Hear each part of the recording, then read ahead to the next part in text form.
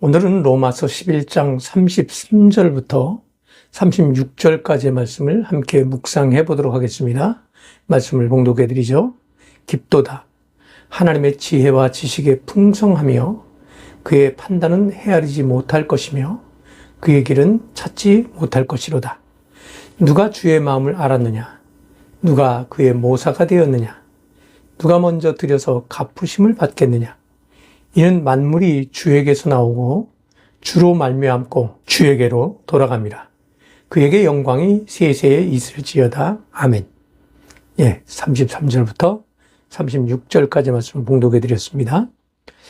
바울은 로마서를 기록하면서 전반부에 해당되는 교리적인 부분을 마무리하면서 성령의 느낌을 담아서 기록합니다.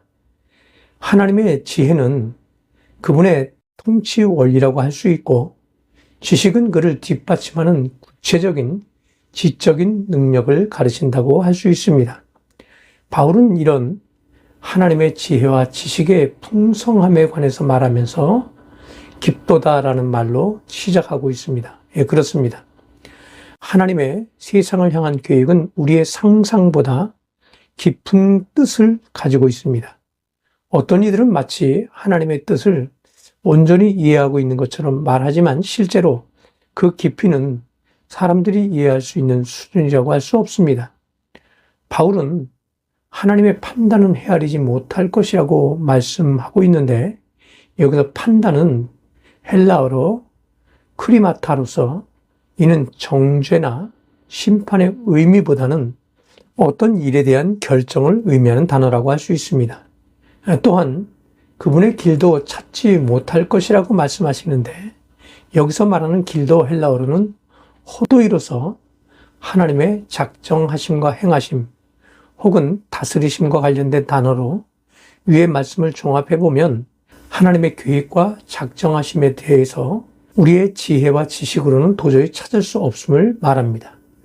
우리가 알 수 있다면 그것은 기록된 말씀 안에서 그분의 명령을 따라 사는 길 외에는 방법이 없다고 할 수 있습니다. 바울은 이어서 세 가지 형태의 질문을 던집니다. 먼저 누가 주의 마음을 알았느냐는 질문입니다.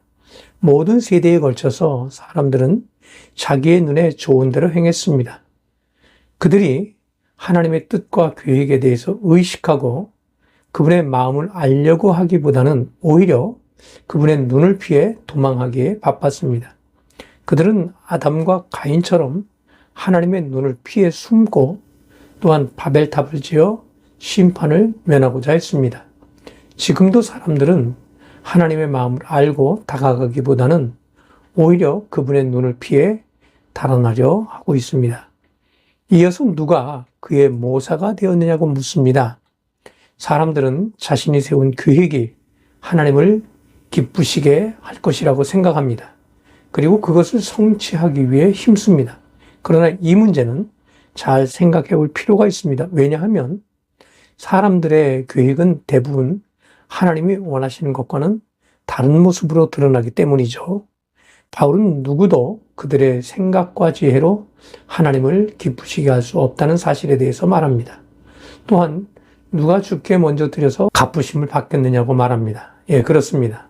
누구도 먼저 하나님께 드렸다는 기록을 찾아볼 수 없습니다. 처음부터 아담으로부터 이어진 죄로 인해 사람들은 하나님을 멀리했고 그분을 두려워했으며 또한 할 수만 있다면 그분의 얼굴을 피해서 자신이 좋은 대로 행했습니다. 어떤 이들은 우리의 행함에 대해서 보상을 기대합니다. 물론 주님은 장차 그들의 삶에 대해서 보상해 주실 것입니다. 그러나 그런 견해는 결코 바람직하지 않습니다. 왜냐하면 우리는 죽음으로부터 건짐을 받아 영원한 생명을 얻은 것만으로도 충분한 보상을 받았기 때문입니다. 바울은 위의 질문에 대한 답으로 이는 만물이 주에게서 나오고 주로 말미암고 주에게로 돌아감이라고 답합니다. 이는 그 모든 것이 주님으로부터 나오고 또한 그분에게로 돌아간다는 것을 말합니다. 이에 하나님 안에 거하는 자가 해야 할 일이 있다면 오직 그분의 말씀에 귀를 기울이고 그분의 인도를 따라 순종하는 모습입니다.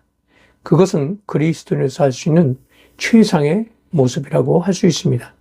오직 주님만이 영광을 받고 오직 그분의 뜻을 따라 살아가는 여러분 되어지기를 주님의 이름으로 부탁을 드립니다. 감사합니다.